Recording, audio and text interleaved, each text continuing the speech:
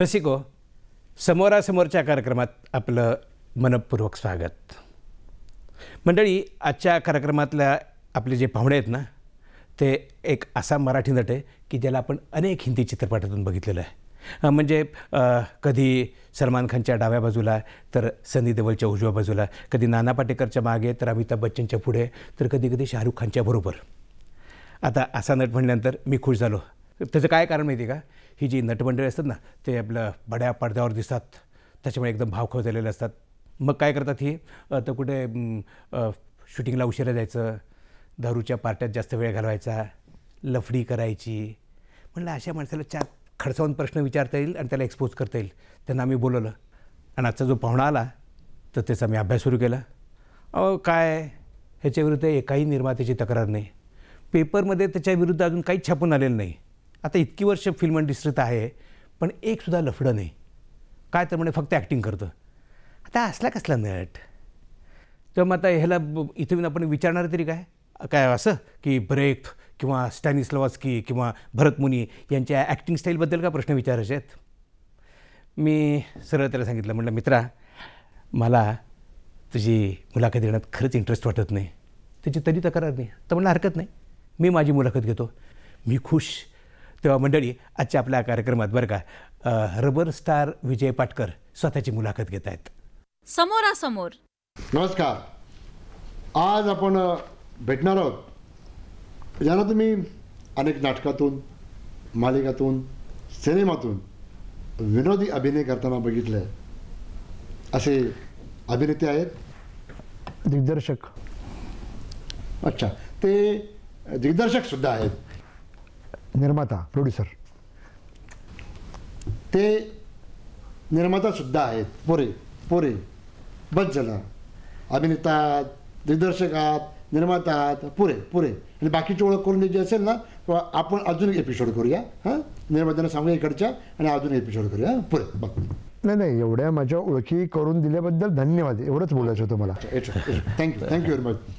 तर आज आपण अभिनेता, निर्माता आणि दिग्दर्शक असे असणाऱ्या विजय पाटकरांना भेटणार आहोत. तुम्ही उभे का? बसा हो. तुम्ही निवडणुकीला थोडेच उभे आहात. ज्या छोटीशी मुलाखत घ्यायची आहे काय, समोरासमोरची. तर तुम्ही पहिलेच फापडणार नाही यासाठी अगदी तुम्ही रिलॅक्स व्हायला हवेत ना. कारण अगदी कन्व्हेन्शनल नेहमीचा आपण प्रश्न तुम्हाला विचारतो. सुरुवात करूया. तुमची सुरुवात कशी झाली? म्हणजे सुरुवात म्हणजे कॉलेजपासून, सिद्धार्थ महाविद्यालयात. त्या कॉलेजमधून मी आंतर महाविद्यालयीन एकांकिका स्पर्धा करायचो. खरं सांगायचं झालं ना, तर दूरदर्शनने पहिली आंतर महाविद्यालयीन स्पर्धा भरवली होती, इंटर कॉलेजिएट. त्यात आम्हाला आमच्या सुदैवाने पहिलं पारितोषिक मिळालं. तिथून आमचा उत्साह दुणावला. आमची एक अशी गँग तयार झाली आणि मग आम्ही कॉन्सिक्युटिव्ह जवळजवळ 3 ते 4 वर्ष प्राइजेस मारत होतो. असं करत करत बरेच ॲक्टिंगची सर्टिफिकेट, मेडल्स जमा झाली. ते करत आम्ही मोठे झालो, वय वाढलं आमचं, म्हणजे नोकरी करण्या इतपत. तर नोकरी करायला लागलो. म्हणजे त्या सगळ्या सर्टिफिकेट आणि मेडल्स आम्ही बँक ऑफ इंडिया इथे मी अप्लाय केलं आणि तिथे मला ॲज अन ॲक्टर म्हणून मला नोकरी दिली. ती 1985 झाली. छान, चांगली सुरुवात झाली. कॉलेजमध्ये कधीतरी अभ्यास केला? हां, थोडाफार केला. म्हणजे पास होण्या इतपत केला आणि झालो पास. आणि मग बँकेत 85 साली तिथून मी सुरुवात केली. तिथेही बऱ्यापैकी पारितोषिकं मिळाली. आणि 87-88 साली मी इंटरबँक दिग्दर्शन केलं. तिथेही पहिल्याच दिग्दर्शनात मला बेस्ट डिरेक्टर म्हणून प्राईज मिळालं. तिथे पण उत्साह दुणावला. मग सतत जवळजवळ 5 वर्ष इंटर बँकेत मी उत्कृष्ट दिग्दर्शक म्हणून कॉन्सिक्युटिव्ह 5 वर्ष मला प्राइजेस मिळाली. अच्छा, छान. इथे पूर्वी काम चांगलंच केलं आहे. चुकून बँकेत कधी कामं केली आहेत का बँकेची? नाही केली. म्हणजे जेवढी अक्कल होती तेवढी बँकेतसुद्धा कामं केली. पण जेवढी अक्कल होती किंवा जेवढं मी काम करत होतो बँकेच्या बाहेर, मला असं वाटलं की आपण बँकेत प्रामाणिकपणे फारसं काम करत नाही आहे, तर 2000 साली मी VRS घेतली आणि आता पूर्णवेळ मी फक्त अभिनय दिग्दर्शन मी करतो आहे. तर हे असं करता करता मग बाहेर पडलो आणि मग सिनेमे नाटक याच्यातून काम करत होतो. त्यानंतर दिग्दर्शनसुद्धा केलं काही चित्रपटांचं. असं करता करता करता करता मालिका, नाटक, सिनेमे, जाहिराती असं करत करत मी 27 वर्ष आजपर्यंत मी पल्ला गाठला आहे. आता बघा, तुम्ही सांगितलं कॉलेजमधनं तुम्ही अभिनय केला, तिथे प्राइजेस मिळाली. बँकेत तुम्ही अभिनय दिग्दर्शन केलं, तिथे तुम्हाला प्राइजेस मिळाली. पण असं प्राइजेस मिळण्यासाठी काहीतरी असं गंभीर असं करावं लागतं. नुसतं हा ही ऊ करून चालत नाही, गंभीर असं करावं लागतं. तर गंभीर भूमिका वगैरे कधी तुम्ही केल्या आहे का? गंभीर भूमिका माझ्याकडे तशा नाही आल्या, कारण बेसिकली माझी पर्सनॅलिटी, माझी काय ॲक्टिंग स्टाईल आहे, माझी इंटोनेशन आहे, माझी डिलिव्हरी आहे, हा जो प्रकार आहे, त्यामुळे मी कितपत गंभीर भूमिकेला मी भावेन लोकांना, तर मी काय अट्टास तो केला नाही. मी तसं इंटर कॉलेजिएटला आणि माझ्या इंटर बँकला मी प्रयत्न केला होता दिग्दर्शनातून की एक गंभीर नाटक किंवा गंभीर भूमिका मी तिथे मी ट्राय केलं होतं. पण पुन्हा जाणून बुजून मी असं मी नाही करत गंभीर भूमिकेबद्दल. ॲक्टिंग करताना दिग्दर्शकाला त्रास होतो की दिग्दर्शन करताना ॲक्टरला त्रास होतो? काय म्हणजे एक्झॅक्टली? त्रास तसा दिग्दर्शकावर आहे. दिग्दर्शक जर प्रिपेअर्ड नसेल तर त्याला त्रास होणारच. किंवा अभिनेत्याने तसा जर अभ्यास नाही केला, स्वतःचं स्क्रिप्ट नाही वाचन केलं, तर त्याला त्रास होणारच. तर तसं तुम्ही प्रिपेअर्ड होऊनच जायला पाहिजे. नाही, काय तुम्हाला कळणारच नाही अशासाठी म्हणतो की तुमच्याबद्दल मी म्हणतोय, बाकीच्या दिग्दर्शकाबद्दल किंवा अभिनेत्याबद्दल मी बोलत नाही, की तुमच्याबद्दल विचारतोय की तुम्ही दिग्दर्शन करत असताना अभिनेत्याला त्रास होतो की अभिनय करत असताना दिग्दर्शकाला त्रास होतो? तुमच्याबद्दल विचारतोय मी. एकतर मी ॲक्टर जो असतो, माझे एक उन्हाळा दिवस हे दिग्दर्शन करत असताना मी एक सीन केला होता. तर मी सरळ दिग्दर्शनाचं माझे गोष्ट होती ती माझ्या असिस्टंटवर मी सोपवली होती. असोसिएट डिरेक्टर, बाबा तू बघ ना, युअर डिरेक्टर. तर मी ॲक्टिंग करत होतो. एक सीन मी पूर्णपणे ॲक्टर होतो. अशोक सराफ, विजय कोटेरी, मी माझा सीन होता. दॅट टाईम आम्ही टोटली ॲक्टर, मी ॲक्टिंग करत होतो. तेव्हा शॉर्ट काय झालं मी काही विचार करत नव्हतो. शॉर्ट ठरवलं होता, त्याला सांगितलं होतं बघ बाबा, ते ॲज अन ॲक्टर मी ते करतो. जेव्हा दिग्दर्शन जेव्हा करतो तर फक्त दिग्दर्शन करत असतो मी. आणि ॲक्टरनं जेव्हा सांगतो, आता थोड्या अनावधानाने मी ॲक्टर असल्यामुळे थोडेसे काही सीन मी करून दाखवतो. पण तेव्हा मी सांगताना असं नाही सांगत किंवा मी हेच कर, मी सांगतोय ना हेच कर. एखादा पंच असेल किंवा एखादी मुवमेंट असेल ती मी करून दाखवतो. अदरवाईज तुझ्या प्रकारे कर. आता मी अशोक सराफ यांना, मोहन जोशी यांना, रीमा लागू यांना, विजू खोटे यांना, हे बरेच सिनियर लोकांना मी दिग्दर्शन केलेलं आहे. याचा अर्थ असं ना की त्यांनी मी सांगितलेलं करावं असं मी त्यांना करायला सांगितलं आहे. मग तुम्ही तुमची स्टाईल आहे, तुमची ॲक्टिंग आहे, ते तुम्ही तुमच्या परीने करा. तर तसं मी त्रास करून घेत नाही. माझे पिजन होल्स क्लिअर असतात, डिरेक्टर, ॲक्टर. चांगलं, खरं बोलताय ना. मला सांगा, ह्या क्षेत्राला तुमचा आदर्श कोण? माझे आदर्श म्हणजे चार्ली चॅपलिन आणि कार्टून फिल्म्स, हे खरे माझे आदर्श आहेत. आज मी जे सगळे एक्सप्रेशन्स करतो आहे किंवा बॉडी मुवमेंट करतो आहे किंवा स्लॅपस्टिक ही जी गोष्ट मी करतो आहे, एक माझ्या अभिनयाची जी पद्धत आहे ते ऑफकोर्स कार्टून आणि चार्ली चॅपलिन ह्याकडे बघून मी शिकलेलो आहे. बरं, हे चार्ली चॅपलिन आणि कार्टून फिल्म्स हे झालं, हे तुझ्यासाठी झालं. पण बेसिकली तू नाटकातून आलास, तर असे 27 वर्षाच्या कारकिर्दीत बेसिक नाटकापासून तुझे आदर्श कोण आहेत? माझे आदर्श आहेत मराठीचे. म्हणजे त्यांची पर्सनॅलिटी बघितली तर फार सिरियस आहे. म्हणजे शशिकांत निकटे यांची पर्सनॅलिटी बघितली तर फार सिरियस वाटतात, पण ते कॉमेडीसुद्धा भयंकर करायचे. माधव वाटवे हे पर्सनॅलिटी खूप त्यांची सिरियस आहे, पण कॉमेडी करताना सूर्याची पिल्लेवर नाटक बघितलं आहे मी, म्हणजे वाटायचं नाही हे गृहस्थ, माधव वाटवेसारखी गृहस्थ कॉमेडी करू शकतील, ते करायचे. पण शशिकांत निकटे, माधव वाटवे, मधुकर तोरडमल, सतीश दुभाषी, अरुण सरनाईक, म्हणजे ह्यांना बघितल्यानंतर असं वाटतं की हे नट हॉलिवूडचे नट आहेत. म्हणजे आता आपण म्हणतो की सटल करा, अंडरटोन करा. ही माणसं सतीश दुभाषी, अरुण सरनाईक, मधुकर तोरडमल, ही माणसं त्या काळात 40 वर्षापूर्वी सटल करत होते, अंडरटोन करत होते. पण हे सगळं करत असताना तुम्ही हिंदी सिनेमेसुद्धा केलेत, तर कोणाकोणाबरोबर कामं केलीत तुम्ही? हां, मी म्हणजे अगदी नावं घ्यायची झाली तर अमिताभ बच्चन, शाहरुख खान, आमिर खान, सलमान खान, संजय दत्त, अजय देवगण, अक्षय कुमार, अनिल कपूर अशा बऱ्याच नटांबरोबर मी कामं केले, म्हणजे माधुरी दीक्षित, तेजाबच्या वगैरे. सांगायचं झालं तर मजा येते काम करायला. एक तर खूप मोठे नट आहेत, म्हणजे अमिताभ बच्चन यांचा किस्सा सांगायचा झाला तर बाबुल सिनेमात आम्ही एंट्रीला उभे होतो, लायटिंग चालू होतं, अगदी म्हणजे 1-1.5 मिनटं होतं. तर मला त्यांच्याशी बोलावं असं वाटलं.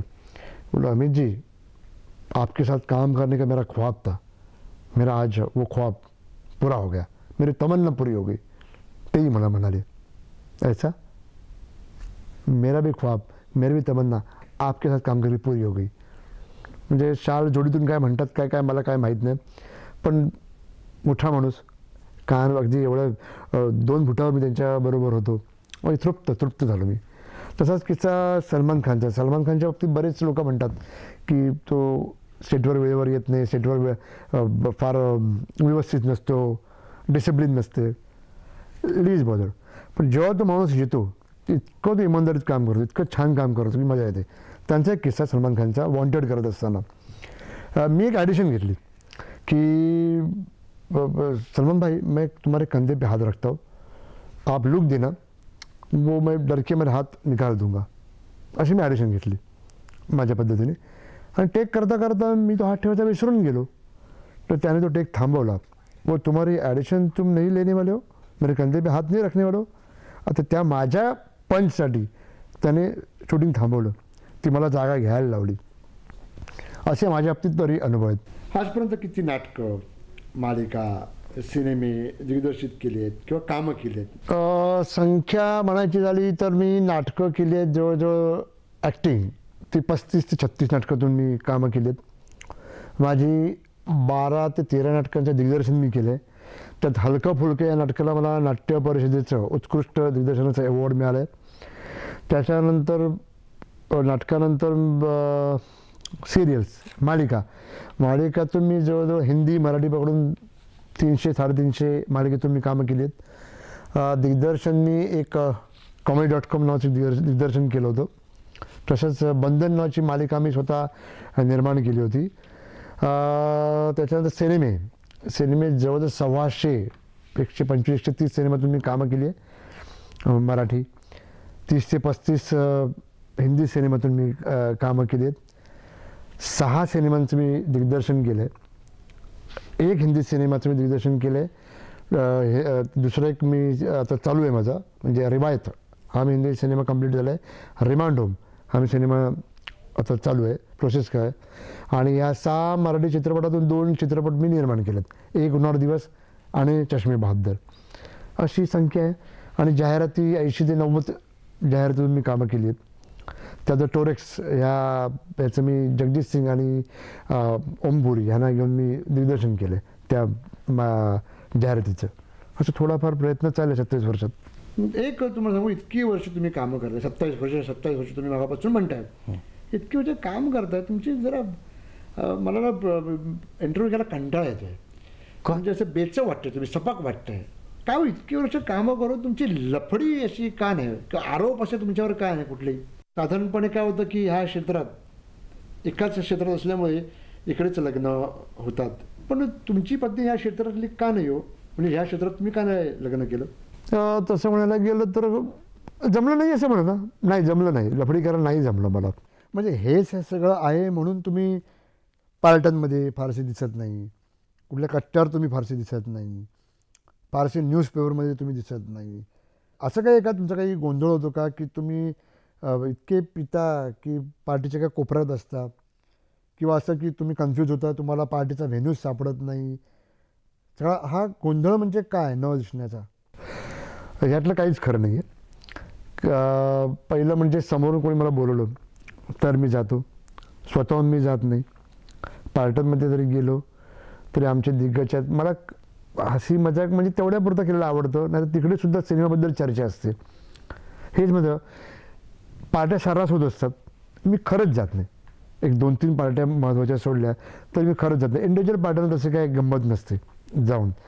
परत तिकडचे गॉसिपिंग होणार, ते गॉसिपिंग होणार. मला गॉसिपिंग आधी बेसिकली करता येत नाही. कारण एक माझा तसं म्हटलं ना की माझी एक माझे जेस्चर तसं झालं, एक माझं सिस्टम माझी अशी झाली आहे की जिकडे जावं ते प्रामाणिक. त्यामुळे नाही, नाही, मला आवडत नाही. मी आपलं काम भलं आणि मी भलं. तुम्हाला नाटकाचं, मालिकेचं, सिनेमाचं ह्या तिन्ही प्रकारात कुठल्याही मीडियाचं दिग्दर्शन करायला आवडेल किंवा कुठल्याही मीडियामध्ये तुम्हाला जास्त काम करायला आवडेल? कुठलं, म्हणजे नाटक, मालिका की सिनेमा? खरं सांगू, मला सगळ्यात फॉर्मॅट आवडतो तो सिनेमा. म्हणजे अभिनयासाठी सुद्धा आणि दिग्दर्शनासाठी सुद्धा. अर्थात ह्या सगळ्या प्रोसेसला, ह्या सगळ्या सिस्टीमला नाटक ही गोष्ट फार महत्त्वाची आहे असं मला वाटतं. की इतकी वर्ष नाटकात काम केली, जे 17-18 वर्ष नाटकात कामं केली, आपला एक पाया मजबूत होतो as an actor, as an director, visual. आज तुमचं नाटक बघा की एकच हे आहे त्याला आस्पेक्ट, एकच आस्पेक्ट. सिनेमाचा आस्पेक्ट बघायला गेलं किंवा मालिकेचा आस्पेक्ट बघायला गेलं तर 360 डिग्री आहे. तर हा एक तुमचं हे आस्पेक्ट तुमचं इतकं पक्कं होतं नाटक केल्यामुळे की डिलिव्हरी कशी असायला हवी, तुमचे कॉस्ट्यूम कसे असायला हवे, तुमचं ग्राफ कसा असायला हवा, तुमचं कंपोजिशन कसाला असायला हवं, तुमचं सेट, तुमचं कॉस्ट्यूमचा रंग काय असायला हवा, हे नाटकात एक पक्कं झालं की एक सिनेमासाठी तो फार उपयोगी होता. आता एक सिनेमा इथे एक्स्ट्रीम, म्हणजे त्याला व्हास्ट सिनेमा स्कोपचं त्यांना हे आहे. परत आपण सिनेमा करतो तर जो पोचतो एक सिनेमा आज वर्ल्ड, जगात पोचतो सिनेमा. इतक्या वर्ष तुम्ही काम करताय, या क्षेत्रात तुम्हाला कोणाची मदत झाली? नाही, आता एकाचं नाव घेतलं तर वाईट वाटेल. या सगळ्यांचे उपकार माझ्यावर बरीच मंडळी आहे, बरीच मंडळी ज्याने आजपर्यंत मला माझ्या सिनेमातून कामं केली आहे. आज मी ॲक्टर असताना माझ्याबरोबर ज्यांनी कामं केली आहेत, दिग्दर्शन करत असताना जे नटांनी कामं केली आहेत, निर्माता असताना ज्या नटांनी कामं केली, टेक्निशियन्स आहेत, ते सगळ्यांची मला मदत झाली आहे. आणि मी आवर्जून सांगेन, मला मदत झाली आहे ती दूरदर्शनची. आज पहिला आम्हाला एवढ्या मोठ्या लेवलला नेऊन ठेवलं ते दूरदर्शनने. तरी कुठल्या वाहिन्या नव्हत्या, प्रायव्हेट चॅनल कुठलेच नव्हते. आज आम्ही ह्याच दूरदर्शनमुळे आम्ही मोठे झालो आहोत. आम्हाला जी काही ओळख मिळाली एक नट म्हणून, ते दूरदर्शनमुळेच. एक तुम्हाला गंमत सांगतो, तर गजरा नावाचा कार्यक्रम खूप हिट होतात. तर त्या गजरात काम केल्यानंतर इतकी पब्लिसिटी मिळायची, इतकं ग्लॅमर मिळायचं की मी हावऱ्यासारखे दुसऱ्या दिवशी बसमधनं फिरायचो की आपलं कोण ओळखते का. काही वेळा ओळखायचे, काही वेळा नाही ओळखायचे, पण ती ग्लॅमर घ्यायला नुसतंच कामधंदा काही नसायचं. माझ्या घरापासून अगदी दादरपर्यंत मी बस पकडायचो आणि उभं राहायचो. जागा जरी मिळाली ना बसायला तरी बसायचो नाही, उभं राहायचो. कोण बघते का. तेव्हापासून ग्लॅमरची घ्यायची आम्हाला सवय झाली होती. त्यामुळे सगळ्यात मी आभार मानेन, मला मदत झाली तेव्हा दूरदर्शन चॅनलची. आता इतकी वर्ष तुम्ही कामं करतायत, तर ग्लॅमर घेताना मजा येते. मग ग्लॅमर घेता काही फजिती होती का, झाली का? ग्लॅमर घ्यायची आम्हाला भयंकर हौस. म्हणजे दूरदर्शनवर कार्यक्रम झाला का दुसऱ्या वर्षी ग्लॅमर घे. ती कधी उलटं बुमरँग झाली. 2 किस्से आहेत. असंच दूरदर्शनवर आमचा गजरा कार्यक्रम झाला होता. ते लक्ष्मण बेर्डे पण होते आणि पुण्यात आम्ही गेलो एका ठिकाणी. बघतोय आदल्या दिवशी म्हटलं गजरा कार्यक्रम झाला आहे, म्हटलं बघूया काय झालं, ओळखतात काय बघूया. हा लक्ष्मण बेर्डे, मी फिरतोय, आम्ही बालगंधर्वच्या बाहेर, कोणी ओळखी ना. गजरा कार्यक्रमाबद्दल कोणी बोले ना. म्हटलं काय झालं काय, ग्लॅमरची सवय ना. म्हटलं कोण ओळखत नाही. अगदी गर्दी जिकडे होती तिथून आम्ही गेलो दोघे. थांबून लोक आम्हाला विचारतील गजरा कार्यक्रम आवडला, काल छान झाला, सवय होती ना. त्यानंतर कळलं की आदल्या दिवशी जो कार्यक्रम टेलिकास्ट झाला ते पुण्यात लाईटच नव्हती त्यावेळी, त्याला कोणी बघितलंच नव्हतं. ही पहिली फजिती. दुसराही होता, आम्ही उगारला गेलो होतो, उगारला, आणि कॉमेडी नाटक सगळे होतो. म्हणजे विजय कदम, लक्ष्मण बेर्डे, चेतन दळवी, विजय चव्हाण, मी, प्रशांत दामले, धमाल करतोय. म्हणजे आमचे टोटल हो नाटक, त्यामुळे मजा यायची. पहिला हसा, लाफ्टर, टाळ्या. आम्ही पहिला हाफ केला, पहिला हाफ झाला, कोणी हसेना, टाळ्या वाजवेना, शिट्या वाजवेना. आम्ही नाचतोय, विनोद करतोय, काय लाफ्टर येईना. काय झालं काय, म्हटलं काय चुकते काय नॉन महाराष्ट्रीयन बसले आहेत असं काय नका. तिथे आम्ही मागच्या वर्षी प्रयोग केला होता. तर आयोजकाला बोलवलं की बाबा कॉमेडी नाटक आम्ही करतोय, हसत का नाही कोण. बरं कसे असणार, काल एक नाटक झालं, सिरियस नाटक झालं, लोकांनी टाळ्या वाजवल्या, शिट्ट्या वाजवल्या, आलं नाटक पडलं ना होते. ते सांगून ठेवलंय आता जर कोण हसलं, कोण टाळ्या वाजवल्या, कोण शिट्ट्या वाजवल्या तर तिथे हात मोडू म्हणून. कसे लोक हसणार हो, लोक हसणार कसे. तर त्यांना सांगितलं अहो तसं सांगू नका हो, त्यांना आमचं कॉमेडी नाटक आहे, हसायला सांगा त्यांना. खरंच त्यांना सांगितलं आता तुम्हाला टाळ्या वाजवायला हसायला काही हरकत नाही. दुसरा आमचा जो अंक होता तो धमाल झाला, त्यामुळे जीव भांड्यात पडला. असे उलटे सुलटे प्रकारे आमची फजिती होते बरं का.